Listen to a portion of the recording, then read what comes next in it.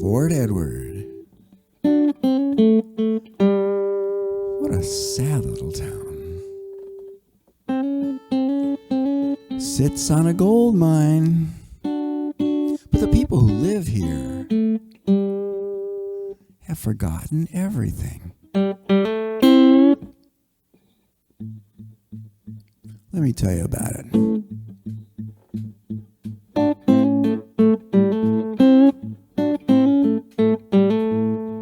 Well, they say this town was a real big city for the U.S. to even begin, because the Brits built boats to keep their armies afloat, to keep the French folks from moving in. You see, that was back when the beaver hats were all the rage among aristocrats, and everyone wanted to come to these woods to build boats and set beaver traps. You had guys like Rogers Rangers, who were based right here in my yard.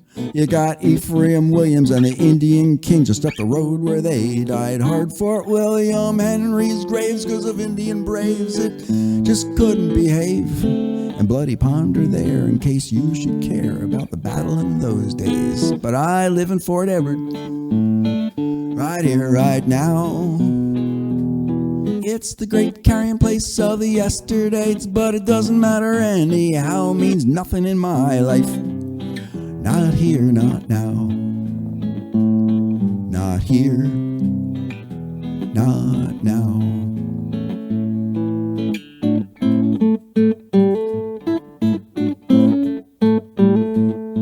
Now when the French went home, King George said the colony should start paying the bill. They named a Queen of American Lakes after him, but his name was going downhill. The lake was part of the plan to divide the land, to stop the revolution that ensued. And so that old French war made America sore and put King George in a bad mood. Ticonderoga is the next town up, where the British stone fort's still standing. Benedict Arnold took over one night, him and Ethan Allen commanding. It took Arnold's wits to fight the British ships up there at Valcour Island. One look at Mount Independence sent Guy Carleton's Navy north again. But I'm at Fort Edward, right here, right now.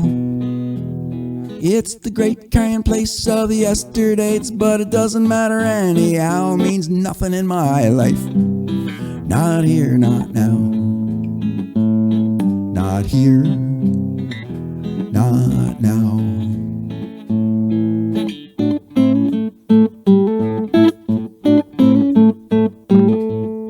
Now it's 1777, and a great British army's coming down the lakes. General Johnny Burgoyne brought his Indian friends, and that was just one of his mistakes. They camped right here in town on my home ground after cutting through American hardland, and people ran for their lives except for those who sided with the British beforehand. Now the story is told of how his Indians stole a young girl named Jane McCrea. They pulled her out of her house and killed her here on the road and took her scalp up to get paid. Well, folks all around from way out of town were scared to death and madder than a wet hen, and each one grabbed his gun and formed up to come against Burgoyne and his men. But I live in Fort Edward, right here, right now. It's the great carrying place of the yesterdays, but it doesn't matter anyhow. Means nothing in my life. Not here, not now. Not here, not now.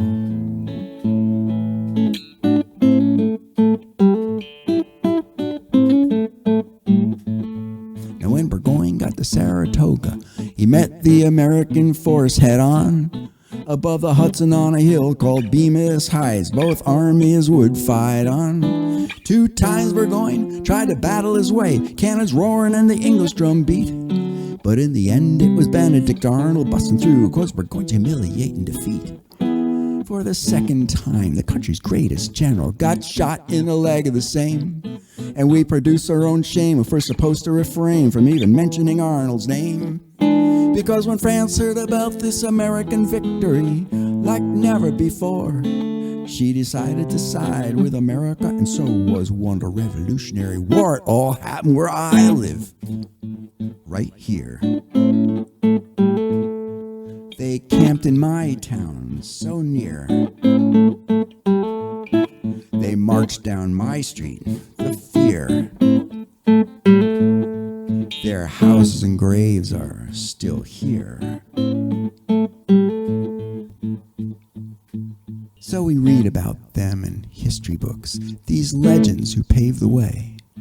Imagine how famous our town would be if we remembered them today.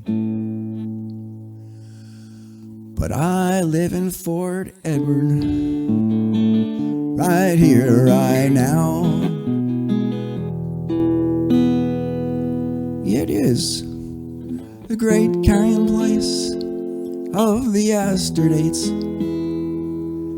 and it's gotta make you wonder how. It means nothing in my life, not here, not now, not here.